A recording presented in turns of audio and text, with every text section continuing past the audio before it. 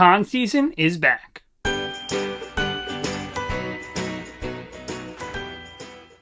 What's up, guys? Welcome back to the channel. It is officially convention season. That's right, we're starting up for the 2025 con season, and that's starting off with Funko headed out to WonderCon in Anaheim, California. They were at C2E2 last year, back to WonderCon this year, and unlike the other conventions in New York and San Diego, they do have a smaller lineup of exclusives when they go out to these cons, and that is no different this year, as they did their reveals yesterday for WonderCon. And I have to say, this list, there's some really cool looking pops on there, some that I really do like. It's a nice variety for all different types of collectors, so we're going to get into that right now and talk about some of the exclusives that Funko revealed for WonderCon 2025. And let's start off with the first one. They have the Daemon Targaryen pop from House of the Dragons, and he's in his full armor, and I love this. This is a must-add to my collection as a huge Game of Thrones and House of Dragon fan.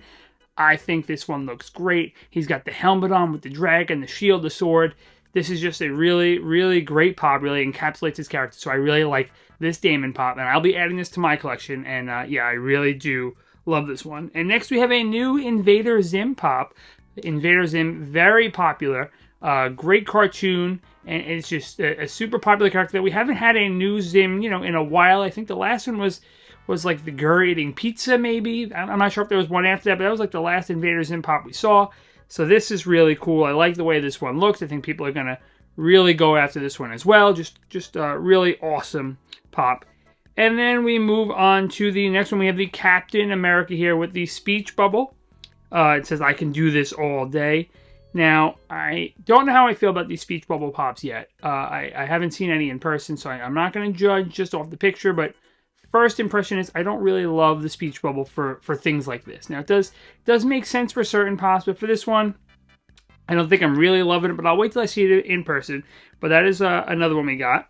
Then they have a 5,000-piece tin toy, and I love this. This was originally from a Pixar short. Then he appeared, I believe, in Toy Story 4. Hi, Tinny. And I just love the off-the-cuff characters, like not a mainline character, just a character that shows up in the show or movie, and I think this one is perfect. Now, it's not super limited. 5,000 pieces isn't going to be crazy hard to get, but still, I do like that it has a piece count on it, and I do like that it is an off-the-cuff, like, random character from Toy Story and from Pixar. So definitely loving that one. Then next up we have the new, like, Biddy arcades they're introducing. Now, I'm not a Biddy collector, and I probably won't be buying these, but I do think these are an excellent idea. And they did come out with some good IPs. This, Five Nights at Freddy's.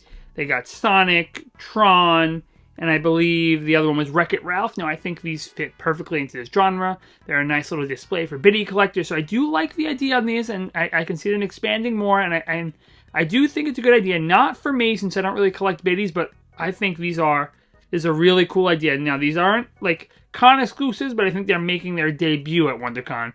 So really cool to see those. Then next up we have one of, if not my favorite one from the show, and that is the 2-pack of the Anti-Cosmo and Anti-Wanda. This is incredible. I love the way this looks. The last Odd Parents 3-pack we got, I believe it was San Diego a couple years ago. That was a crazy seller. People were going after that like crazy.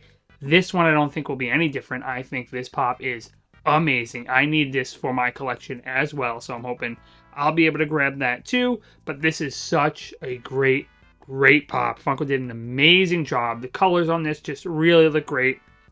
Facial expressions, the detail, everything about this, great pop. So definitely looking to add this one to the collection as well. Then we have another jumbo Pokemon. This one is, I believe, who they have? Suicune? Yeah, that is adding to those legendary Pokemon. So another 10-inch here. I know a lot of people do like these 10-inch Pokemon. They tend to sell out pretty quickly when they put them up on the website. So yeah, another 10-inch jumbo Pokemon pop for the con. And then we have what really is the bread and butter, like going forward, like with Funko, is their anime. And they did not disappoint here. They started out, they have 2 pops from Naruto.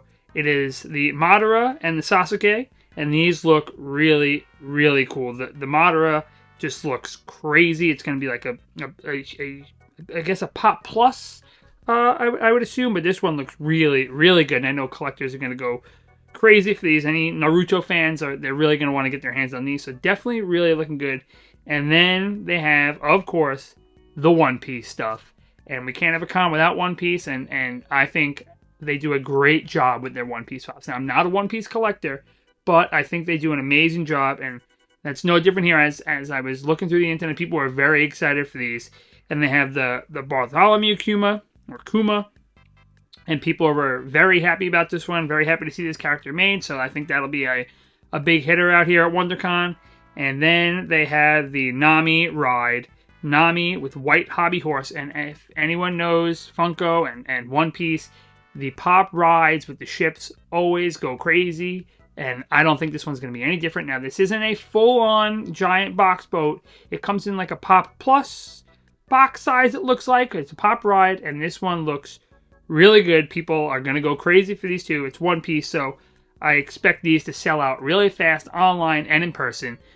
So yeah, One Piece at another con, and listen, love it. I love that Funko keeps putting those out, so definitely keep that up. Then we have the convention exclusive stuff, and that is 3 pops. And the first one is the She-Ra, and it looks like I don't know, it's like crystallized or I'm not really sure, but it's a She-Ra, and it's 3,000 pieces, show only, so you can only get it there. So, you know, any Motu or She-Ra fans, they're going to want this one. And 3,000 pieces, again, not crazy limited, but still a limited piece count, so I think that's a good one. Then we have another Voltron for this con, show only, but this one is like a black and white comic book style Voltron. Also 3,000 pieces, so if there's fans of Voltron out there, I think they're going to want to get their hands on this one as well. And then, last but not least, we have a 2,000-piece Dungeons & Dragons Pops, which kind of they've been sleepers over the past the year or so. People have asked a lot for Dungeons & Dragons. There's a lot of Dungeons & Dragons fans out there, so we have this Igwilv, I believe it's pronounced, 2,000 pieces, show only. So that is going to be another one that I think sells out pretty quickly with the limited nature, and that you can only get it at the con. People are going to want this one. So for sure, the show-only stuff is good. Now, I'm a little disappointed. No Freddy, no Franny. I didn't see a t-shirt or anything like that. Maybe that'll get announced later.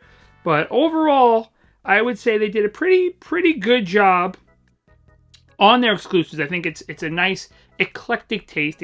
It'll go across all different genres. So I think a lot of people will be happy with these exclusives. Now, of course, they are all shared. So as you can see where they will be shared with right here, there's going to be a couple shared on Funko.com. Like I said, show only. The Captain America will be at Target.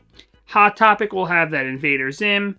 Toy Temple is actually getting the shared status for the Cosmo and Wanda Pop. And then Amazon will have the giant Pokemon. So if you're not able to make it out to the con and you want to grab them and you're not into it for the sticker, the con sticker, that's where you can grab these shared exclusives.